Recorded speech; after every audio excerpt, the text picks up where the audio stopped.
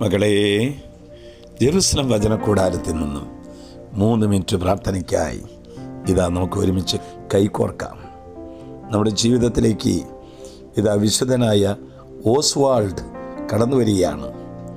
ഇപ്പോൾ ഏതെങ്കിലും ജോലി ചെയ്യുന്നവർ ആരെങ്കിലും ഉണ്ടെങ്കിൽ ഒരു 3 മിനിറ്റ് ഒന്ന് സ്റ്റോപ്പ് ചെയ്ത് പറയുന്ന കൂട്ടുകാരെ, പറയുന്ന അമ്മച്ചി, അപ്പച്ച, 3 മിനിറ്റ് നമുക്ക് ശ്രദ്ധയോടെ ഈ വചനം കേൾക്കാം.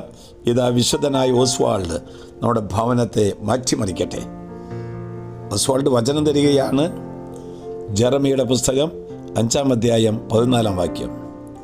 എൻ്റെ വചനം നിൻ്റെ നാവിൽ അഗ്നി പോലെയാക്കും, അവരെ ഞാൻ വിറകാക്കും, അഗ്നി അവരെ വിഴുങ്ങും. വിശുദ്ധനായ ഓസ്വാൾഡ് ഒരു വലിയ വചനപ്രഘോഷകനും അതുപോലെ തന്നെ ഒരു മിഷണറിയുമാണ്. ഒരു രാജകുമാരൻ്റെ മകനായിട്ടാണ് ഓസ്വാൾഡ് 617 ജനിക്കുന്നത്. ശത്രു സംഘത്തിൻ്റെ ആക്രമണത്തിൽ പിതാവ് കൊല്ലപ്പെട്ടു. ഓസ്വാൾഡ് സ്കോട്ട്ലൻഡിലേക്ക് അഭയം തേടി. അവിടെ ചെന്ന് നഷ്ടപ്പെട്ട രാജ്യം വീണ്ടെടുക്കാനുള്ള ശ്രമം തുടങ്ങുകയായി. യുദ്ധത്തിനായി വലിയ സൈന്യത്തെ സജ്ജമാക്കി.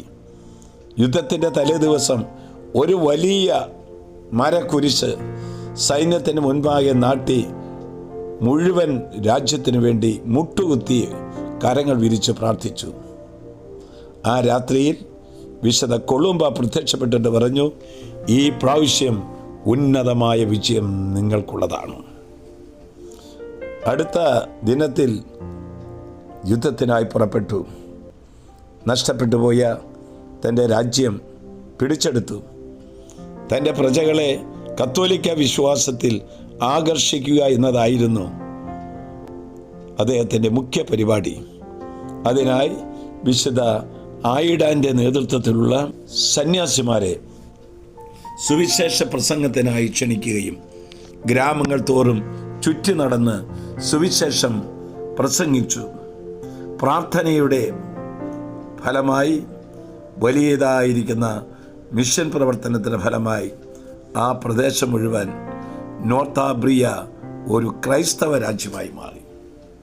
സന്യാസികളോട് ചേർന്ന് കാനോന നമസ്കാരം ചൊല്ലുക, രാത്രിയുടെ ഏറെ ഭാഗവും പ്രാർത്ഥനയിൽ ചെലവഴിക്കുക, ഇതൊക്കെ ഏറെ പ്രിയങ്കരമായിരുന്നു വിശുദ്ധനായ ഓസ്വാൾഡിന്.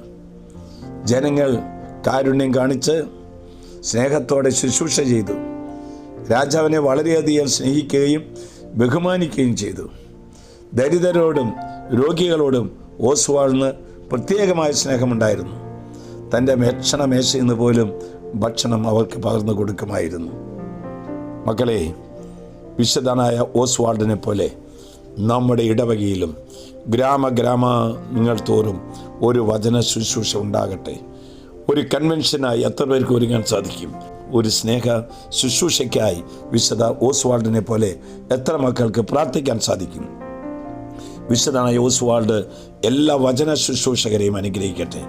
ആശ്വാസപ്രദമായ രാത്രി, പ്രതീക്ഷാ നിർഭരമായ പ്രഭാതം, സൽപ്രവർത്തികൾ നിറഞ്ഞ ദിവസം നൽകി നമ്മെ അവിടുന്ന് അനുഗ്രഹിക്കട്ടെ. നമ്മുടെ കർത്താവ് യേശു മിശിഹായുടെ കൃപയും പിതാവായ ദൈവത്തിൻ്റെ സ്നേഹവും പരിശുദ്ധാത്മാവിൻ്റെ സഹവാസവും നാം എല്ലാവരോടും ഈ കൂട്ടായ്മയോടും കൂടി ഉണ്ടായിരിക്കട്ടെ, ഇപ്പോഴും എപ്പോഴും എന്നേക്കും.